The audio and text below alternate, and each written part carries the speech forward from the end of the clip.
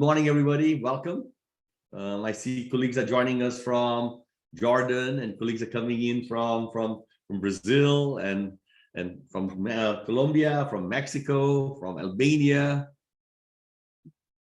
I see Ron has joined us. Hi, Ron. How are you? Hi, Fernando Grissi. Hola, Leonardo. Hi, HP. Hi, Dr. Ibrahim. Dr. Ibrahim is calling in from the King Abdullah School of Excellence. Yeah. So we got partners from all over the world listening in. We've got our colleagues from Mexico, Emilio. We got Hong Kong. David has joined us. Hello, David. How are you? So let's begin. And so we make sure that we optimize our time and optimize our audience time. This broadcast is going out on YouTube and LinkedIn and other channels. So there is another bigger audience out there paying attention to what's going on. Welcome to the Global Innovation Management Institute's think tank weekly meeting. This meeting happens every single week with the objectives of spreading knowledge about innovation. We spread our knowledge through 3 themes. The first theme is all about what are the new trends, technology trends, demographic trends, societal trends that we are seeing that's going to transform the world, and what can we do to be able to create solutions for that future world. So knowing the future allows us to figure out what we need to do today to be able to compete and win in the future. So we talk about trends, whether it's nanotechnologies, whether it's CRISPR, whether it's robotics, whether it's AI, and all those things that are going to transform everything about the way we live, including the aging population, including Gen Zs who are now present, including globalizations and other things. One topic. Second topic we talk about is innovation management. Innovation management is the science that we use to actually take ideas to commercialization, forming teams, forming partnerships. How do we accelerate that? How do we do bigger, bolder things faster and cheaper? Innovation management. How do we do that? Second thing that we work on. And the third thing we work on is what's going on around the world, specifically in Israel, what's going on in Dubai, what's going on in Hong Kong, what's happening in Brazil, what's happening in the United States. So we get people from different countries to speak about what's going on in their countries, and we can borrow some ideas and use that also to convince our own countries, our own local governments and corporations, saying this is happening in this country, why are we not doing this? Today, we have a great speaker and a partner for GIMI from Mexico. His name is David Fernandez, and he's unstoppable, he's infatigable. He's a new partner of the GIMI Institute, and he's been driving innovation in Mexico for the last many years. David has agreed to share with us what's going on in Mexico, and he is from a town very close to Mexico City, in between Acapulco and Mexico City, called Cuernavaca. And that's where David is from. And David's going to share with us what's going on in Mexico. Before I let David speak, just one thing that everybody should know. Mexico is one of the most important countries on the planet. But the problem with Mexico is it's a neighbor of the United States, which makes it look like it's a small country. It's not a small country. It's almost a continent. It's got a lot of people, more than 100 million people. And its GDP is actually per capita better than most countries in Asia. And so we tend to think of Mexico as a poor country next to the United States, but it is a powerhouse. David, tell us about this great stuff that's going to come on. Come on. Let's add David to the panel. David, welcome. And I'm really happy that you're here with us. Thank you very much. So I'm gonna share my screen. Excellent. Maybe.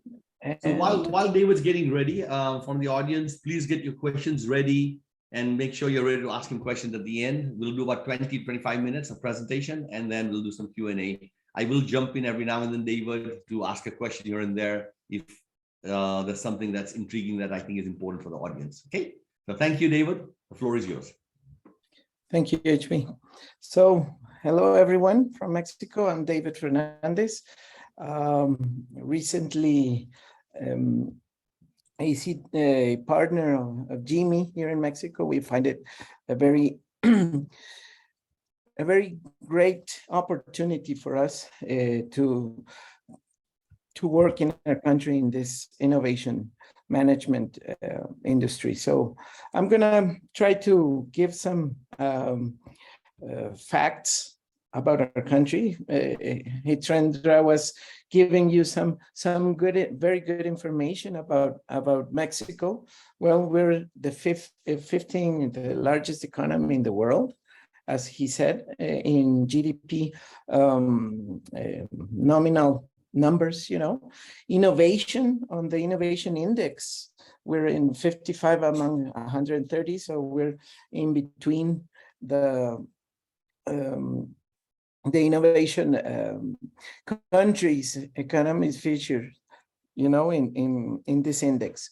Exports, we're one of the leading exporters in America. We have 13 free trade agreements with more than 50 countries in the world. So the connection of Mexico on within exporting and the global markets, it's very high, you know. So what are our main strengths? And this is something I would like to talk to you about. So one of Mexico's core strengths is high-tech imports, ranking 9th overall. No, this refers to all tech products in R&D and capital intensive industries such as aerospace, electronics, pharmaceuticals. Those are like our main strengths that give us that special recognition on the index, you know, on the innovation, especially on the innovation index. Another overlooked national asset is the entertainment industry. And this is because Mexico took first place overall in recognition of its video, sound industries, the large Spanish speaking market, you know, we're 120 million inhabitants in Mexico. So we have spectacular locations, and the state-of-the-art studios mean that the country films and shows are high quality products. So that's something that maybe you didn't know, but it's one of our strengths that give us this as an asset. So another important regional strength of Mexico is highlighted by the index in its leadership in hosting and keeping the world-class R&D firms that contribute to the Mexican innovation environment. For example, in Northern Mexico, where we have lots of industry, as Hitrendra said, we're very close to the US. Right here in Mexico, we have a saying that we're very far from God and very close to the United States. And we don't know if that's better or not better for us, but that's something that characterizes our country, you know. So these are like our main strengths, but we also have some weaknesses. So the weaknesses, I just try to put this on the big picture. I know maybe most of you are do know about this index pillars, you know. So where is Mexico on the weakness side? So basically, what I remember a question I gathered about 2 or 3 weeks ago, and I said our political operational institutions, it's a big weakness on our country, and maybe most of Latin America, you know, because it is performing poorly in political regulatory stability and the current state of the rule of law. So corruption, you know, it's something that doesn't let the growth of our country or innovation come, because political and regulatory business environment is not as good as it should be, or as other countries in the OECD. You know, so this is something very critical right now that we need to face and encounter or define a great strategy where government could work in this specific area, so that the projects on innovation can come through. I just want to tell you, for example, this administration, innovation investment came down mostly 20%. So President just said, okay, ProMéxico was one of our organizations that promoted our country in more than 82 countries, you know, and he just said, we're going to shut down ProMéxico, no more global promotion. We're going to live on a micro industry, only our local market is going to work. So no more external promotion. That was a big hit for innovation. That was a big hit for investment. That was a big hit for exports. So right now our country has been struggling with that point of view of the political programs that incide with innovation, you know. So other concerning weaknesses are knowledge and technology outputs, for example, meaning that even though there are inputs for innovations as high-tech imports, as I said, we're mainly a high import in high-tech and manufacturer of the US market, mainly. 80% of our exports go to the US, you know, so we are very highly dependent on the US market. So that can be a strength, also a weakness, because we say if the US gets a flu, we have a big, in Spanish it's pulmonía, we have a big ill in our lungs, you know, it's not only a flu. So we get very, that's a big weakness from our side. So basically what we see here, it's the ones on orange are inputs, and the creative and knowledge are outputs that needs to be done. You know, there are intangible assets and online creativity that needs to be promoted. And if we see it over in Latin America as a market, the Spanish-speaking market in our continent, well, basically institutions is one of our most lacking weaknesses on innovation. Okay, so from our side, what comes next? Mexico has shown advances in fostering entrepreneurship and accelerating innovation in the past years. So even though there has been these issues, entrepreneurship has been some rescue programs that have given Mexico like this being on competitive, not as we would like it to be, but entrepreneurship has been an issue that has brought the country to a competitive advantage. The capability to innovate will be a driver of economic progress, while success will depend, what we think, is on the ability to link innovation with productivity. Right now, innovation, for example, we have programs in CONACYT. CONACYT is one of the biggest organizations or non-NGO defined for innovation and technology, and they are lacking of a 25% of their budget that they had 6 years ago, and they are not working in innovation at this moment. So investigation, R&D has been diminished because of this new administration. So political things need to change, and there needs to be a strategy where productivity and innovation link to transform innovative ideas into profitable commercial businesses.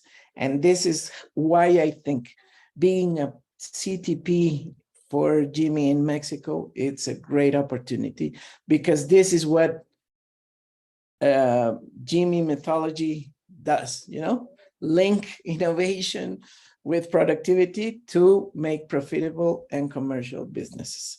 So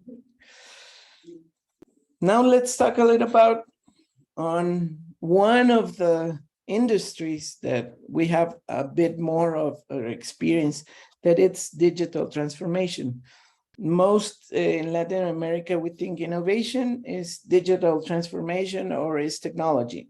Not only that, we all know that it's a transversal concept that goes to every industry and every area of the companies. So in Mexico, what are the trends and challenges that we are facing? Basically, on the small and medium companies context, well, we're 4.9 million micro and small businesses in Mexico, This is the last count on 2019. But 1 million have disappeared on the pandemic. Mexico's enterprise, 10 staff or less, employ almost half of the workforce in Mexico. So we're talking about micro and small businesses, the most big market in businesses, and representing the 95% of businesses. The small contribute to the 52% of the GDP, and the micro companies to the 12%. We're talking about a 60% of the GDP that comes from the micro and small businesses. So digitalization is an imperative, We think as a company in Mexico that the vast majority of the Mexican SMEs recognizes that technology can grow their business. A majority of businesses owners believe digitalization may be the only way to overcome the crisis. And the pandemic increased update of digital tools still comparatively low, despite the widespread recognition of benefits. So what's happening in Mexico in digitalization? It is a big opportunity to modernize and boost economic activity. And we have found that that's a big opportunity for Mexico to digitalize, let's say, strategically get projects that are endorsed with digital strategy to make it and to boost the economy activity of especially the SMEs. Okay, so let me just wanted to share here.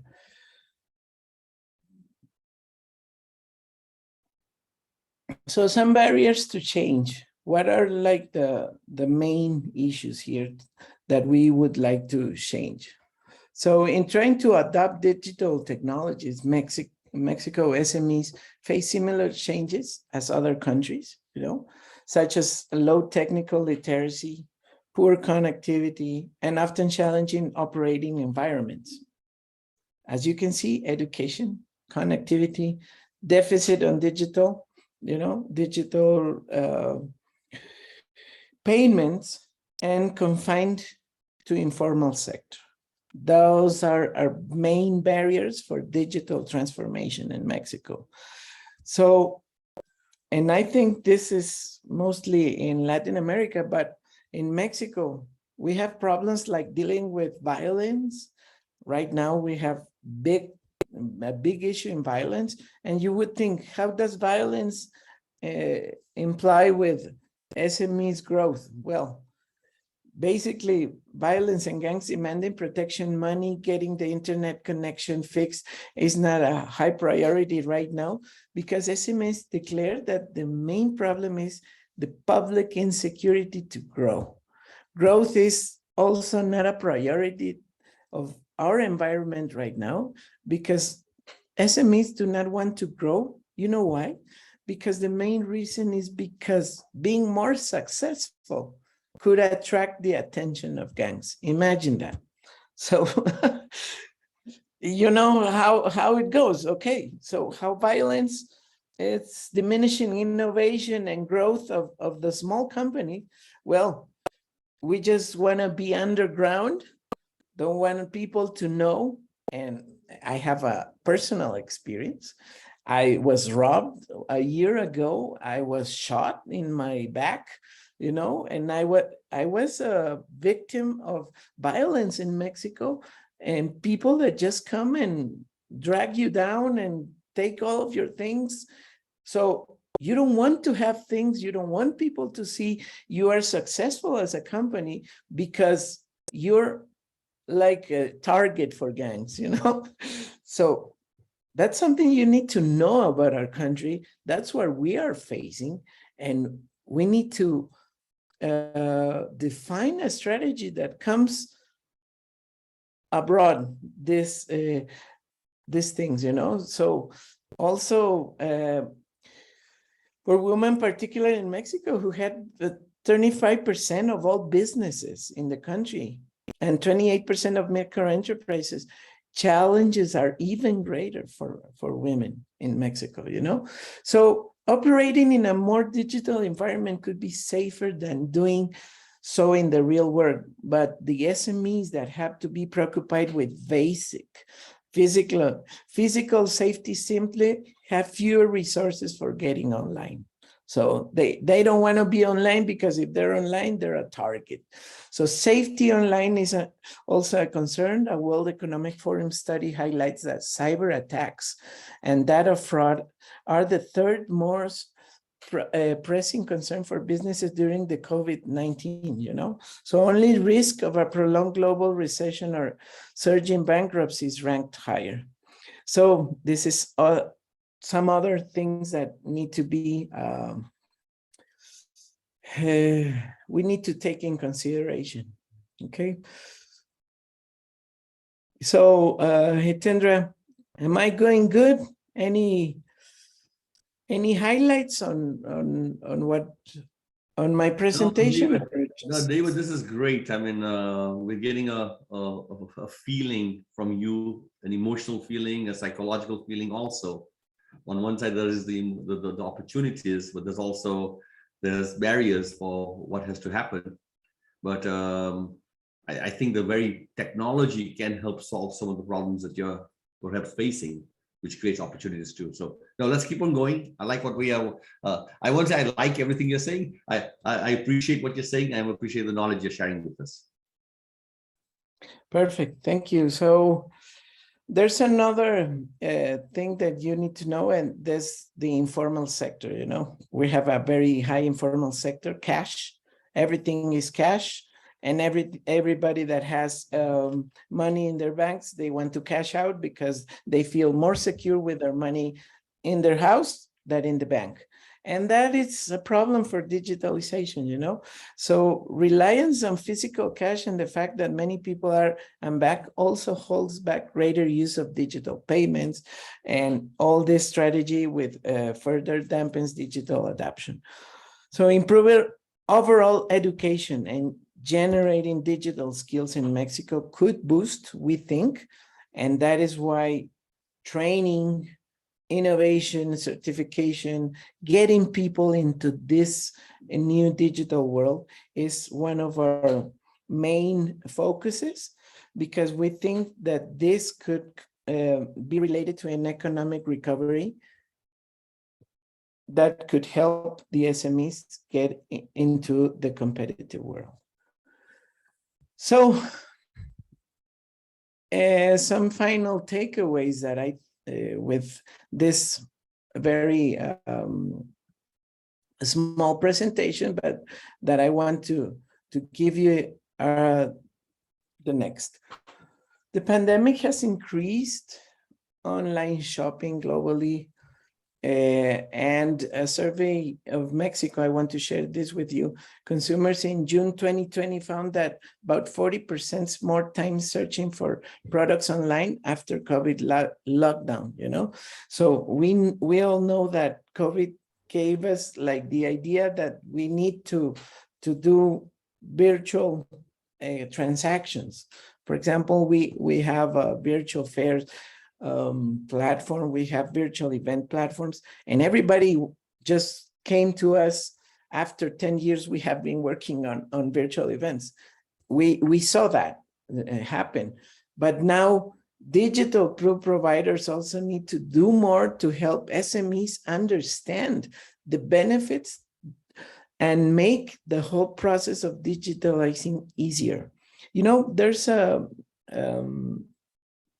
for example, Mercado Libre, Rappi, that are like big companies in Latin America that have encountered these issues. In Mexico specifically, what they have done is giving them maybe some credits, maybe training on how to do things the simplest way, and take away the feeling and the fear that digitalization will make them lose money, but make them understand that digitalization can make them generate more income, can make them preserve their employees, you know? So what we think here is that greater and digital adoption is not only likely to become priority on the SMEs. We really think that adoption needs to be achieved, and to get adoption, there needs to be education, right? But also government needs to do some more things, you know, needs to make SMEs to join the formal sector, to have access to this education as a key role for competitiveness and also innovation. Digital providers can also do more to address SME needs. Adapting and onboarding, that's something that needs to be done. How do we make new companies to come on board and to ensure that they continue using the digital tools? Extending the country digital infrastructure. There's, you know, as digital fairs or virtual fairs provider, we have competitors in Europe that they are also using the avatars and metaverse and all of this, but they tried to come to Latin America and it didn't work. Why? Just because of connectivity. They have real, very good work. Their platform is great, but something that we face as providers of technologies, that there's very low connectivity, you know. And basically the connection you have, it's on your cell phone, and that's it. You don't have connectivity in all the country, as for example the US, as some European countries or Southeast Asia, you know. So that's something that needs to be done. And consumers, you know, SMEs forced to go digital because of the pandemic. We're forced, yes. Most of them just wanted to come back to on-site, but hybrid is now on the air, you know. We cannot just say, okay, pandemic just came, made us virtual, but we're on site again. We're not gonna go digital anymore. Right now, we're using a digital tool to get a think tank and to provide information and to get more educated on the things and trends that are happening in our country and in our globe. So we think that digital and hybrid just came to stay, you know. So I want to finish with this word: massive innovation comes when it is forced, you know. Necessity is the mother of invention, definitely. Necessity.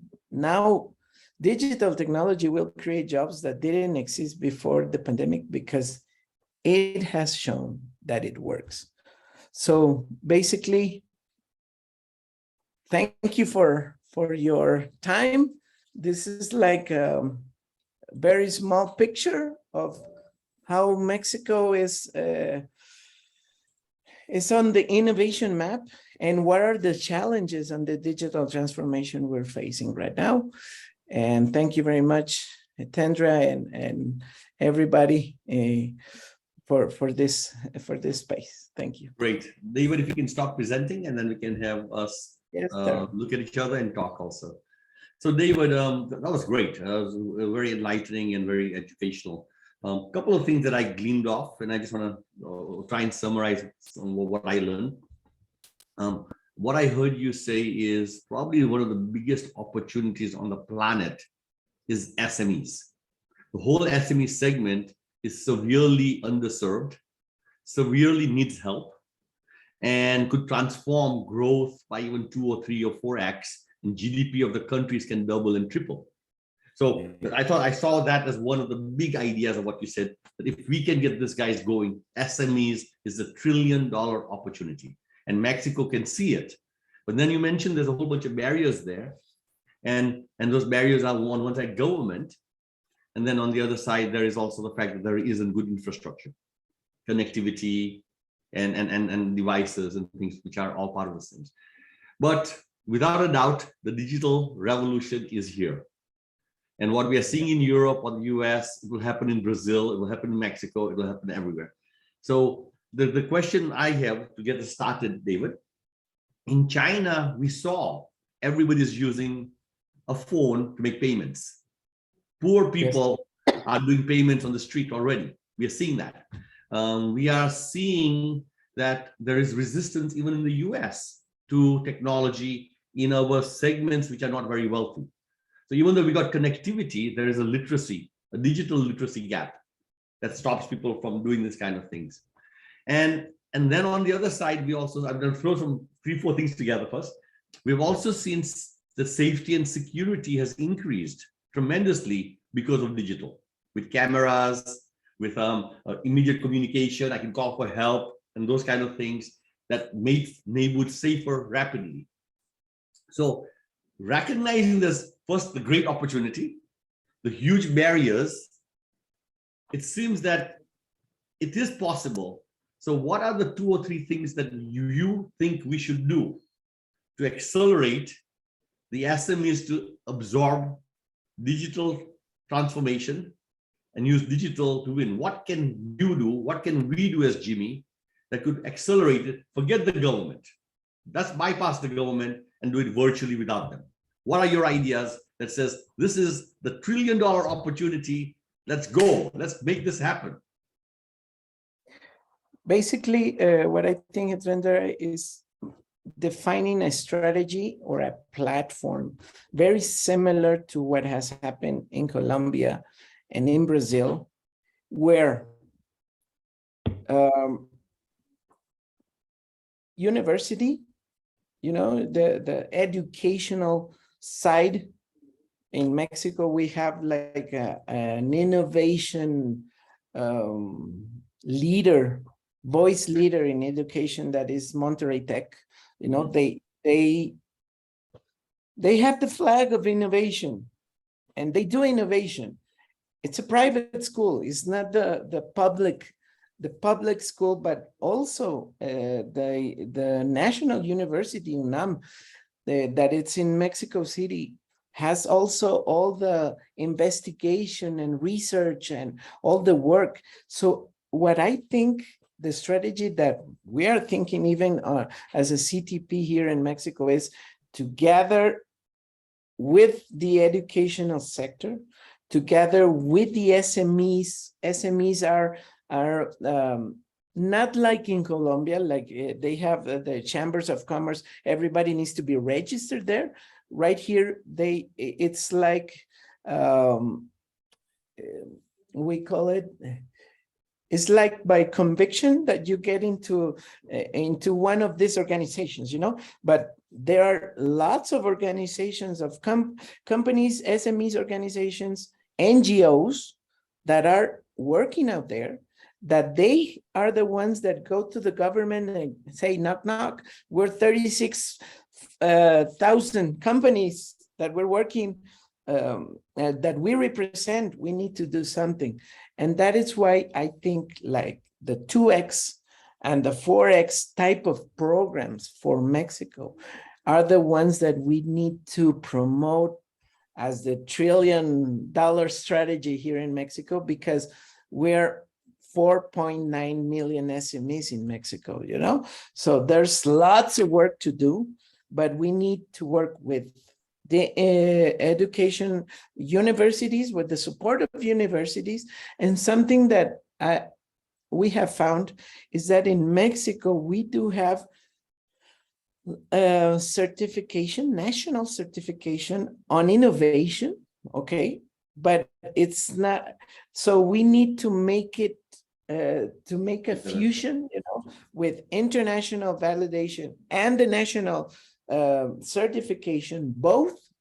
That's how we think that people are going to say, okay, it's not only international, we're getting the national and the global certification. Well, now we're good, and then we can get the government into it. If we don't do that, if we don't get the local certification on board with the strategy, we're not going to make the $1 trillion we want to. So David, maybe just to share some success stories. The reason this segment is unattractive is each of the SME is not big enough to hire a consultant like McKinsey or BCG. They don't have the money or the power, right? So that's the first issue. So who's going to help them? Well, the problem is they don't have enough money to create a livelihood for any single consultant. So now we got to find a different model to work on. And it's a hybrid of a university model where a lot of SME companies will come at the same time like a cohort, but they'll need support. They need hands and legs. And that hands and legs is university students. So you can put university work on these things as part of their training and development. Now we can actually have a scalable offering that we can take 50 SMEs, 500 SMEs, 5,000 SMEs, to give them each a team of consultants from universities with a nice methodology, a certificate, to make sure they're learning something and you can do something at scale. So that really works well. And we've seen that in Colombia. Colombian government has done this with over 1,000 companies already. And we heard Alice Gavatiou talk about this last week or a couple of weeks ago. We've seen this done in Brazil also. Well, there was one thing, David, I just wanted to share with you, that even in the United States, we are facing problems. The SMEs often are a little, the owners of the company sometimes are a little, they look like me with white hair, a little older, and they are not really technology savvy. And so when you tell them use a phone for social media or Instagram for sales or something else, they're like, oh, I don't understand. And so one of the models that we are doing in the US is actually when the engagement happens, the client, the SME, is supposed to provide a junior person, a son, a daughter, a younger sibling who is digitally savvy. And they are part of the team. So they absorb the digital technology and then they become part of the company also.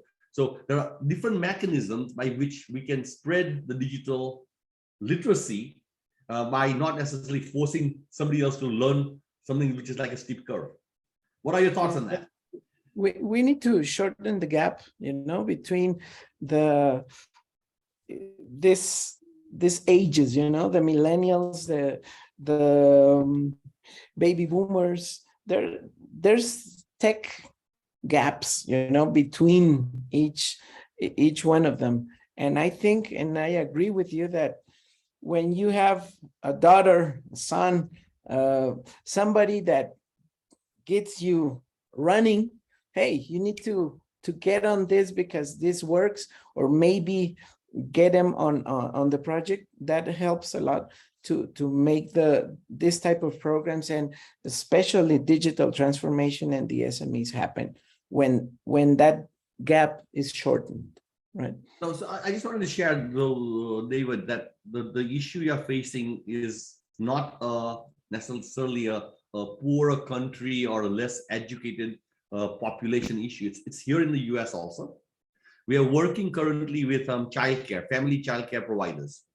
And these are people who have 6 kids in their house, they babysit.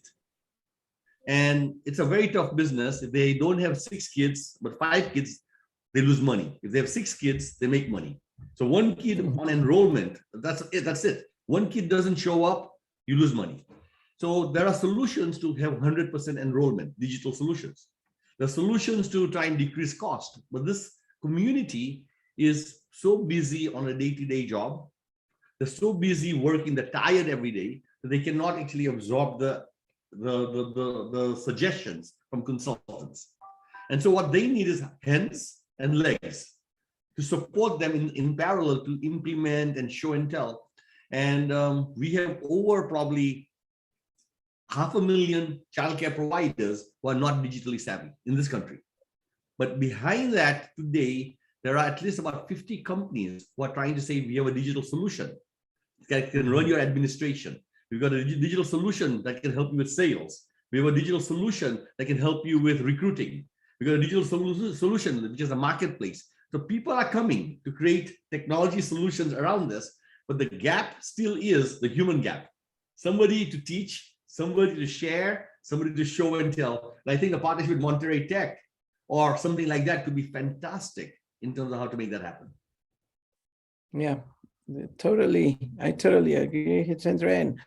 And I really appreciate this space because it really helps us understand what we need to do. And especially in Mexico, we're very excited on our project of getting this platform and digital transformation through innovation, through a big group of SMEs in Mexico, as well as in Colombia, Bogota, Medellin, Cali. We have Monterrey, Guadalajara, Mexico City, like the main 3 cities that we need to cover and to go through the SMEs. But there's lots of SMEs around the country that we can help, and we know that with a digital transformation strategy and a digital work that we are even trying to define with Enrique Mesones, with the people of Innova Latam. We're trying to make like a big network, innovation network strategy to cover our countries, with this digital transformation, but with the message of let's innovate. Yeah, that's great. David, this was a great conversation. I'm going to just check if there's questions from the audience about what is going on in their own local markets and how they can connect to the same story. The story is simple. You cannot take one SME at a time. You are not going to be able to serve them. There are too many, and they don't have enough money. So it's a small, fragmented industry. So you got to find a way to aggregate them, put them all together in some sort of platform. And if you can aggregate them, then you can do some economy of scale. You can broadcast once, share information once, so they can all do things together. But they still need hands and legs because they're very busy. Mm-hmm. The day-to-day operations is keeping them very busy to even think about what's next and what else. Yeah, they do everything, they need to invoice, they need to sell, they need to operate. That's the basically life of a micro and small business. The business owner does everything. So he needs help. He needs somebody to come into his company and help him make this innovation. That's what I think. It was very interesting last week, the 2X program. I think that's a program that can be really implemented in Mexico, because as I found the 10X, well, we have medium and large companies in Mexico, yes, but the biggest market, as you said, the trillion market value is on the micro and small businesses. So we think that the 2X program is good, and we need to go and get those SMEs on these accelerator programs. David, our experience with on the 2X program is students, MBA students or business students, are the ones who do the audit and the improvement of the business and teach how to do the digital transformation. These students are actually extremely grateful for the opportunity to work on this sort of projects, because they can put it on their resumes, they get a chance to really experience something, but they can also make the impact. The impact that you try and make on a big company is very hard, but the impact on a small company, you can see the results and everything else. Immediately. Yeah. So the students are smiling at the end of the program. They're proud of what they've done. And so I believe there's an infinite talent pool of university students. I believe there's a tremendous value proposition for the students to actually support the small businesses. And they can continue supporting them longer after that if they want to, as part of the social impact. And at the same time, the small businesses are so grateful also because they are actually getting attention. And even when you show the small business on the website, they get so proud. There's a certain amount of pride they get and other things that comes up all of those things. So I do believe the 2X program has got the largest number of companies with the least number of people helping them. And if we can crack this thing first with a cohort model, and then later on, maybe a true digital DIY, do it yourself one day. But right now, they need hand holding. Yeah. Do that. Okay. I totally agree. David, what help do you wish to see or ask from the people in Colombia or the people in Brazil or the US or even from the GIMI think tank group itself? What are the things that you would like to see which will help you be successful in what you're trying to accomplish? Well, basically, I have learned lots on the think tank sessions, and I have talked to the different people, and I have tried to understand the programs. But what I really think that would work for Mexico is the innovation individual certification and the 2X for SMEs. That is something that we need to work on the next 2 or 3 months to get the budgets for maybe 2 or 3 areas in Mexico. Maybe get, our goal is get to 200 to 500 companies for next year to be accelerated. There's lots of companies to work on.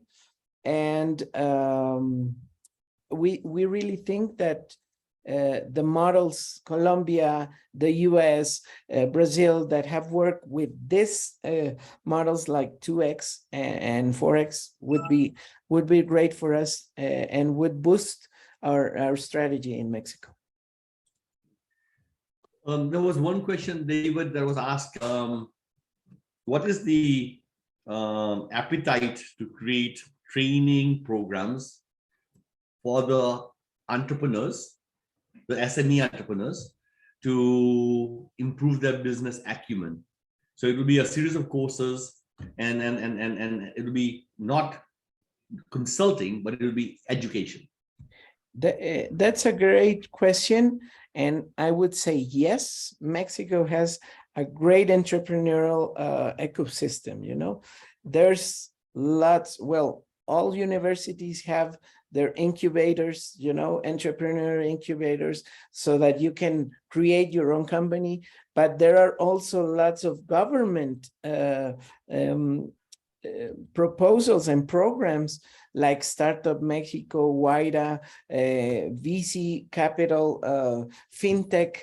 There's lots of program going on the entrepreneurship, but they're getting design thinking, Scrum, all this type of all-around type of programs. But what we think is that getting the ecosystem, entrepreneurial ecosystem in the micro SMEs, a whole point of view of our strategy is one of the main areas that we would like to come with educational program specific to entrepreneurs. Entrepreneurial in Mexico ecosystem is very big and it's growing. So I think it would be great to have a defined program for that sector specifically. Excellent. David, this is very educational. Mexico is a huge opportunity. David is in Mexico and he's open to anything that comes from your location that could be relevant for him. Vice versa. David's got experience and he knows what the industries are, and he's probably got stories, even more stories to share. And we learned a lot about Mexico today, David. Important country. entrepreneurial country, many big cities, very much the country of the future. I did not know the cultural export of novellas and entertainment, but now when you mentioned it, it's kind of obvious. The United States is already changing. Our music is Mexican music, our food is Mexican food, and the cultural explosion of Mexico is it's going around the world. And whenever a culture can export itself, it can project itself in many other ways too. The United States is projected through Hollywood, and in the same way, Mexico projects through music, food, rich culture, thousands of years. And we are changing. The United States is changing. We are going to become the United States of Latin America. All right. It's not going to be United States of America. It will be the United States of Latin America. That our population shifts also. And that's going to happen. So some of the opportunities that you talk about actually exist for us here, which are Spanish-based opportunities. Yes. And so even in the US, I would think carefully and say, what can I learn from Mexico, and make sure we bring it over as soon as we can, because the change is going to happen. These are tsunamis. The tsunamis are happening. And then on the government side of these things, I would like all of us in the GIMI think tank and GIMI itself never to use the government as an excuse for not doing something. The government is the government, and it will be what it is, but we cannot be complacent or fatalistic. No. We have to take control of this thing. We got to choose the future we desire, and we got to make the future happen. And that's who we are as GIMI, and that's how we think about it. We do big, bold things, and we are not going to be held back by anybody in what we do. So David, I think a challenge. Yeah. Correct. Yes.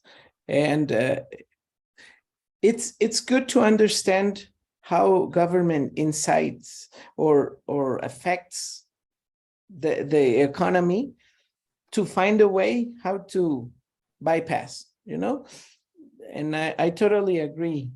With or without, we need to face the goal and make it. That's what.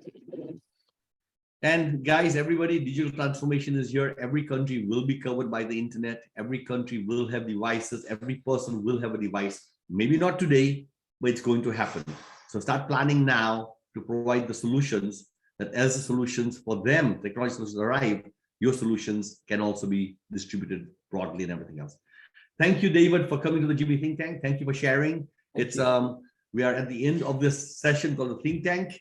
And we'll stop broadcasting. For anybody who's got questions, please post them. His presentation will be made available on the GIMI website, as every single presentation in the past has been recorded and stored. So please continue going to our library for all past speakers, and please reach out to each other, and especially to David. Thank you, David, for a great, inspiring conversation. Thank you. Thank you all.